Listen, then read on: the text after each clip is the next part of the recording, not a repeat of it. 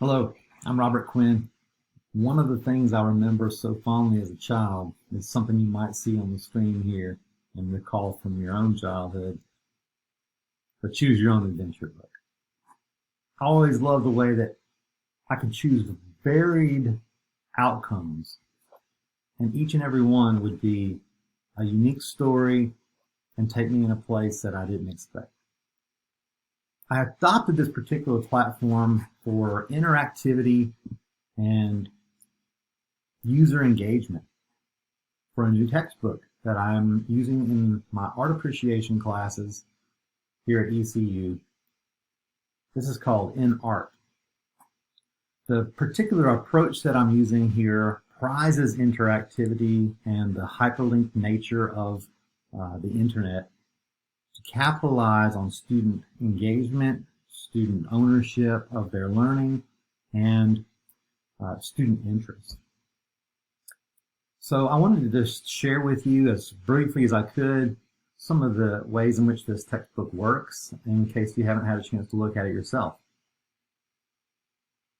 The book here is organized according to some thematic modules. There's 11 modules that I've written, and here in this welcome message portion of the online only website from Kendall Hunt Publishing, I've explained to participants the ways in which I hope that they'll engage with the textbook through three particular areas of focus. First, the endeavor to engage students in the thinking and making process related to the topic of that particular module.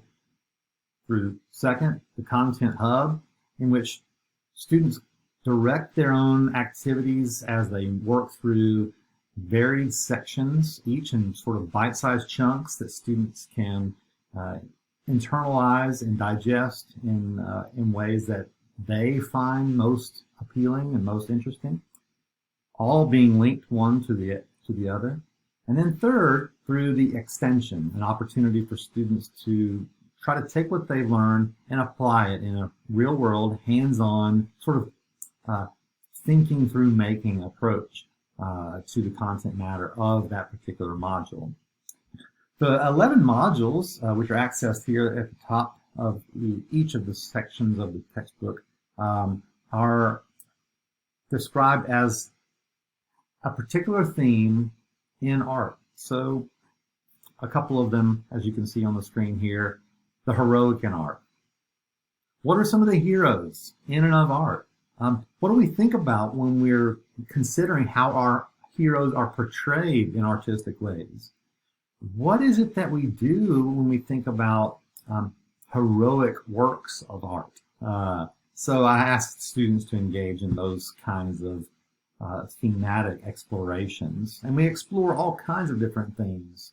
As we look into that particular example of one of the modules from the book, you can note here on the navigation menu at the right-hand side that we're looking at varied art forms. We're thinking about ways in which different time periods of art are explored through this theme. We're thinking about some of the big ideas of art and some contemporary artists as well.